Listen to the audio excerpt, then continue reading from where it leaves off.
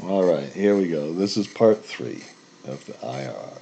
I wonder if you haven't watched the other ones, if you'll really watch this. Now, I just have to tell you something. I am just on the verge of introducing, I don't know, a whole bunch of new videos that maybe nobody will watch. And these videos describe a way to really fix not only circular reference, auditing of models. It's a technique of building a parallel model. I think it's the biggest deal by far on the website. Just as an introduction, I had to say that. Ooh, excuse me. Now, let me go through some more McKinsey BS in the meantime. There are a lot of guns around in this one country that I sometimes go to, and I might have them use them on me, because I hate the way they describe this IRR. They said for decades, academics have warned that the typical IRR calculations build in reinvestment assumptions that made bad projects look better and good ones look great, yet blah, blah, blah.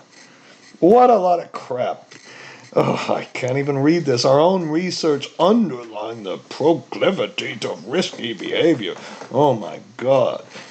And then they say, well, here's they try to show you that the IRR and the NPV do not produce the same ranking of investment. So you'll choose the wrong investment when you make your little Excel model. Here's our example. Now here's the example they used.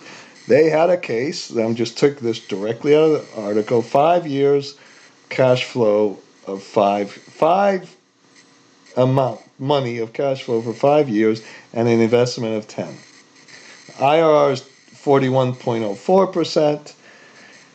At a discount rate of 10%, I'm not sure they used this, I don't think they did. The MIRR is 25. MIR just brings the IRR down to the investment rate. The weighted average ROIC that I went through our little EBIT investment balance, and of course you can see it in the spreadsheet that you can download. Well, that's 47%. That's higher than the IRR itself. We got a positive investment, we got a lot of cash flows, and all of the rest. Here's our ROIC. Then where is the ROIC? It goes from 30 to 150%.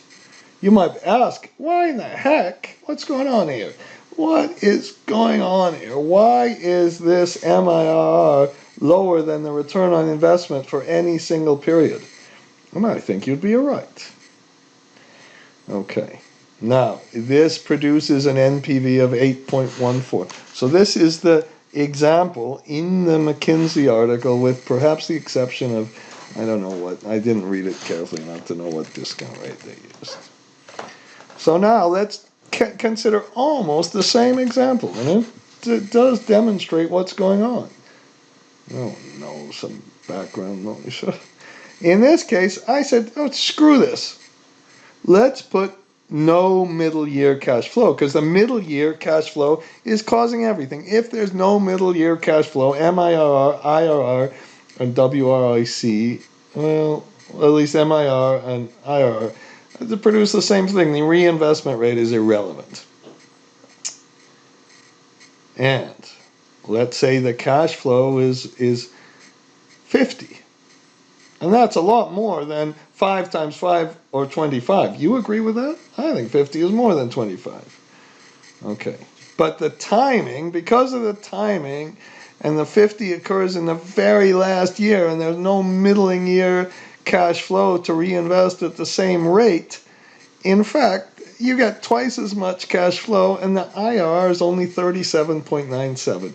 I think that is bullshit. I think that is really too low. I think there is something wrong with the IRR that would say logically that you get 25 cash amount of money versus 50, I would rather have 50 than 25, even if I had to wait a few years longer.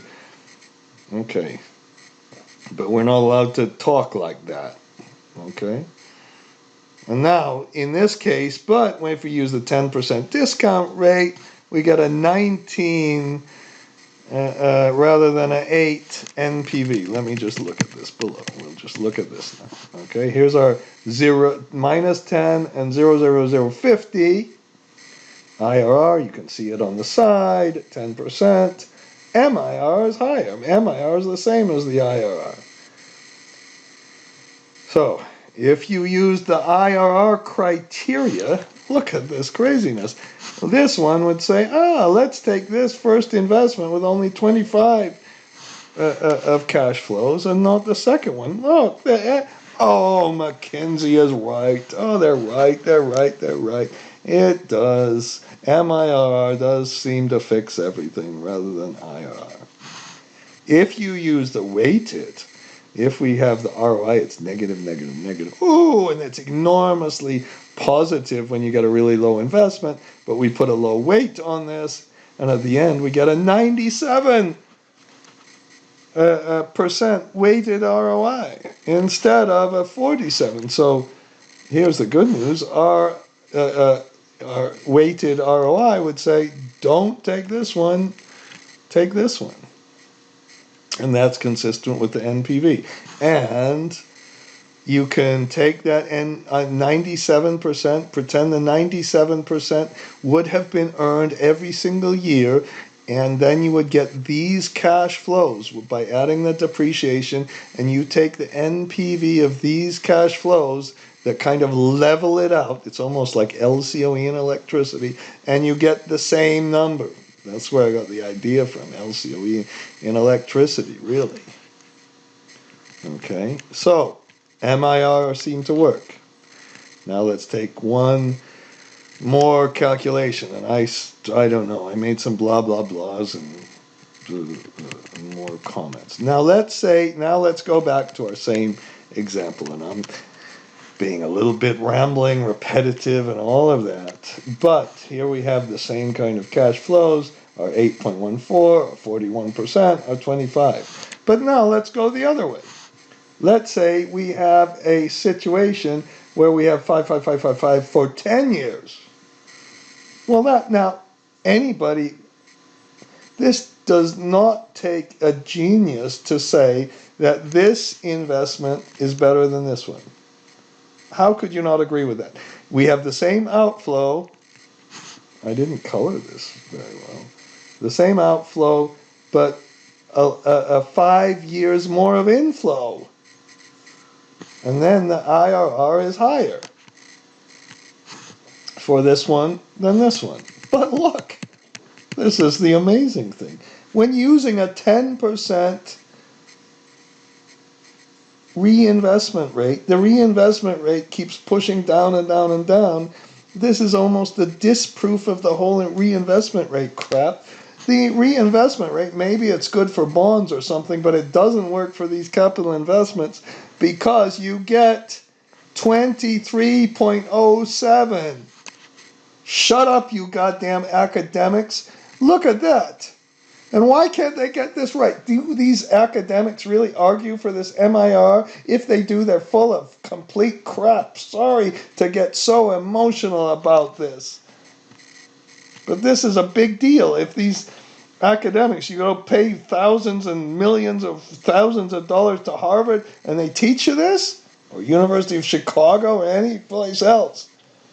And the weighted, but look at this, our weighted ROIC 65% is a lot higher than the weighted average ROIC here. And so the weighted average gave you the correct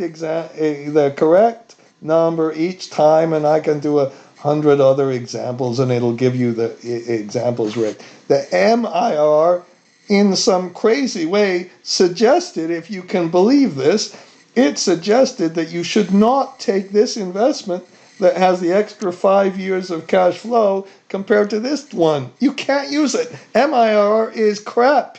I couldn't even say MIR cannot be used.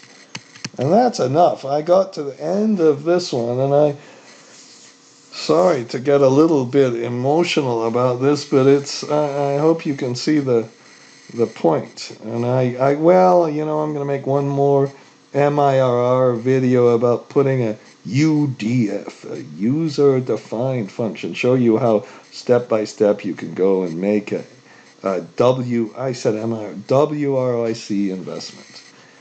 All right, now I have to go and